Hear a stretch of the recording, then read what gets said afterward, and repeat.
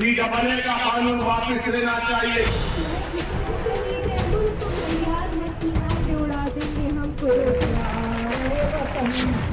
UP में चुनाव, धर्म पर राजनीतिक तनाव, जिन्ना की जयकार, CAA पर सुलगी तकरार। यूपी में मजहब सिखाता, चुनाव में वोट दिलाना। यूपी में धर्म के वास्ते ही वोट के रास्ते।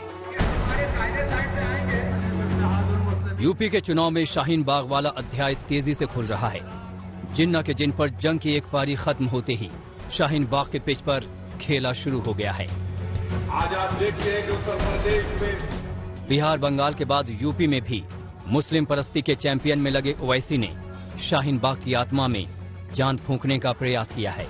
सुनिए ओवैसी का नया विचार, जिस पर तकरार बढ़ना तय है। हम मुतालबा करते हैं कि CAA कानून को भी वापस लिया जाए। हमसे मीडिया वाले पूछ रहे हैं कि अगर नहीं करे तो क्या करेंगे। अगर NPR और NRC का कानून बनाएंगे तो हम दोबारा रोड पे निकलेंगे। यहीं पर भी शाहीन बाग बनेगा इंशाअल्लाह ताला, याद रखना। हम खुद आएंगे यहाँ पर। हम मुतालबा करते हैं कि CAA का कानून वापस लिया जाए। बर्बाद करने की पॉलिसी बनाई गई।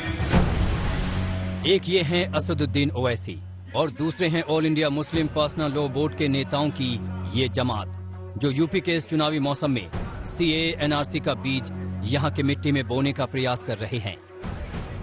मोदी जी और ओवैसी का बयान आया है, क्या इसमें कुछ चर्चा होगी? जिस तरह किसानों का कानून वापस लिया गया है, तो क्या CAA NRC को लेकर भी सरकार से मांग की गई है? आमतौर पर बोर्ड का फोकस वो पर्सनल लॉ, सोशल इश्यूज पर होता है। तो और दूसरी बात यह कि CAA NRC के सिलसिले में जो हमारी अलग अलग संस्थाएं हैं, उनके तरफ से मुतालबा किया गया है, उसको रिपीट करने की जरूरत महसूस नहीं, चूंकि वो चीज एस्टैब्लिश है, इसलिए उससे चर्चा नहीं की। 2 दिनों से मुस्लिम पर्सनल लॉ बोर्ड के नेता कानपुर में जमे थे। मुस्लिम समाज के सरोकारों से जुड़े मुद्दों पर मंथन कर रहे थे। शायद इन्हें लगा कि चुनावी दहलीज पर खड़े उत्तर प्रदेश में CAA वाली दस्तक देने का सबसे सही वक्त और मौका यही है। कृषि कानूनों की वापसी के मोदी सरकार के फैसले के बाद शायद हौसला अफजाई भी हुई हो। मुस्लिम नेताओं की CAA वापसी वाली मांग ने अचानक रफ्तार पकड़ ली है। नजरिया ये है और हम ये समझते हैं कि चूंकि जनता की ताकत हर ताकत से मुल्क की, चाहे वो असेंबली की हो या पार्लियामेंट की हो, जनता की ताकत उससे ज़्यादा भारी और भरकम ताकत है। इसलिए मुसलमानों के सिलसिले के अंदर भी इस बिल को वापस लिया जाए जो वो बना रहे हैं। देखिए, जिस तरीके से भारत की सरकार ने और हमारे वजीर आज़म ने किसानों के हुकूक को मद्देनज़र रखते हुए तीनों कृषि कानून को वापस लेने की घोषणा की है, हम इसका इस्तकबाल करते हैं।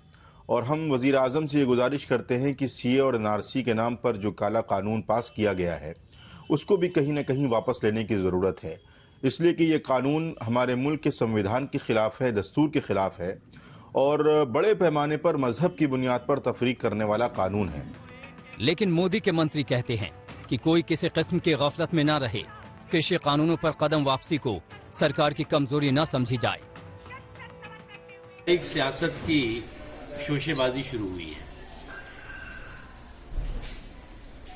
कोई कहने लगा है कि नागरिकता कानून को वापस लेना चाहिए, कोई कहने लगा है कि 370 खत्म किया जाना चाहिए।